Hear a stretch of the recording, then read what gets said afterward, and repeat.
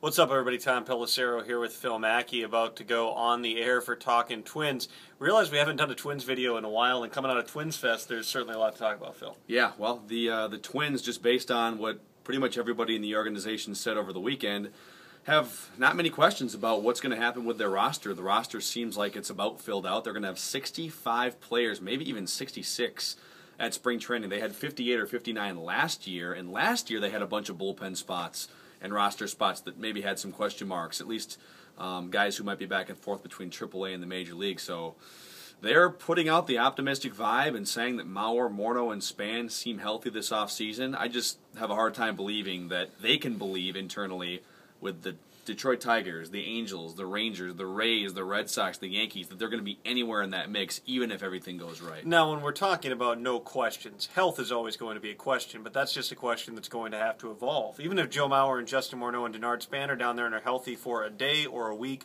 or a month, at some point something could go wrong. So this is all contingent in terms of having things set on those guys being healthy. But as you look around the diamond, Ron Gardner has made it very clear.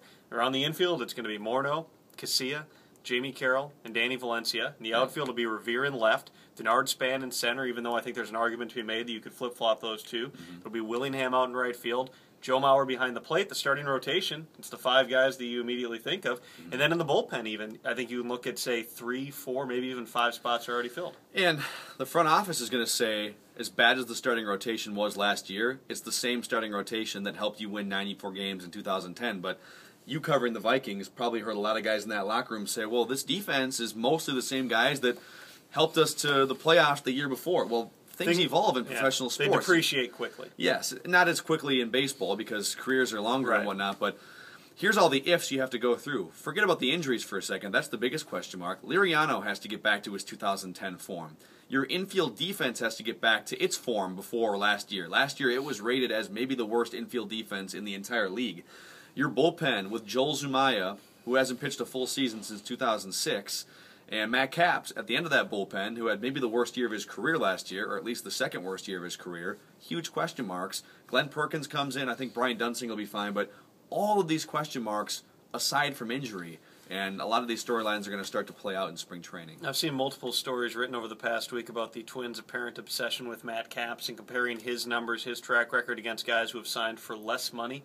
Why do you think it is? Is this strictly Ron Gardner getting his way? Because he always talks about Matt Capps in glowing terms that goes well beyond anything you could see statistically from last year. Well, $4.5 million for Matt Capps. You're paying him for the role of closer, the title of closer. The Twins like the quote-unquote experienced closer. I happen to find that a pretty overrated and ludicrous angle to take when you're looking at paying a pitcher $4.5 million. You know, Matt Capps is not going to give you that much more than, say, a guy like Chad Qualls would. The Twins might listen to this and say, yeah, but Chad Qualls is not an experienced closer. Well, yeah, but he's going to make $1.2 million.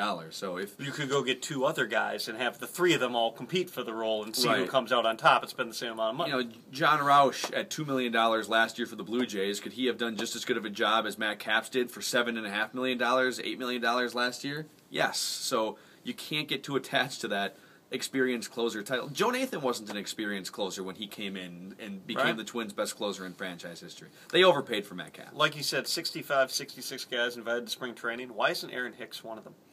They're trying to send a message to Hicks. He didn't progress last year like they wanted to. He's going to start His numbers dipped almost across the board when he went to high A ball. Yeah, they did. He's always shown good plate discipline.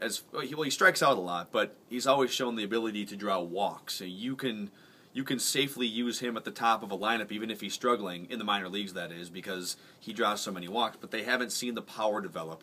They haven't seen the consistency from at-bat to at-bat, you know, the approach, working counts. We talked to Paul Molitor a lot on the Royce and Mackey show this year about Aaron Hicks and maturing as a hitter, and they just didn't see enough progress last year to throw him the bone of a spring training invite. So Hicks wants to start at Double-A. Wouldn't shock me if they started him off in Fort Myers for a couple weeks at High A. But this is a pretty big year for Hicks. You're not 19 years old anymore. You're 21, 22 years old, 23 years old. It's time to step up and start to take some of your skills to that next level. If you want to get to the big leagues by the time you're 24, you've got to fast track it this year. I believe 2 weeks from today you will be down in Fort Myers. That came up quickly. Yeah, how about that? Isn't that weird? We're less than, well, I guess we're 2 months and a couple days away from the start of the season too. So I know fans have made a lot of comments about the payroll too, and how the Twins have come down from $115 million mark to $100 million. And we've talked a lot on the Talkin' Twins show, and even just throughout the day parts on 1500, about TV revenues, and how we reported on 1500ESPN.com a couple weeks ago that the Twins' current TV deal with Fox Sports North brings them about $29 million on average per year. And that's a long-term deal. We think it's like 8 or 9 years left on that deal. You compare the $29 million a year the Twins bring in with their TV deal to the $80 million a year the Rangers bring in, the $150 million a year the Angels bring in, even the Tigers, right around $40 million a year, but they're at least on the cusp of a World Series, which is why they took the chance on Prince Fielder.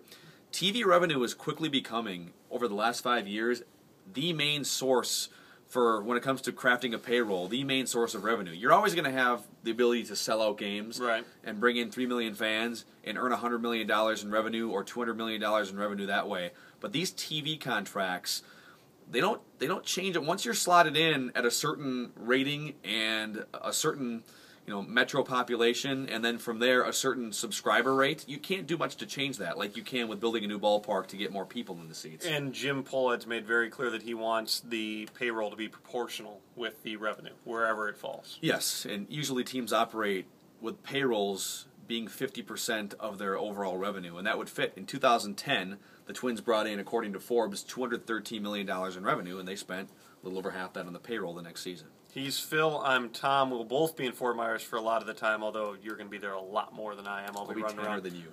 You will definitely be tanner than me. After my week in Indianapolis at the Lucas Oil Field atrium, don't worry, I'll do some gym tan and laundry after that. We'll see you.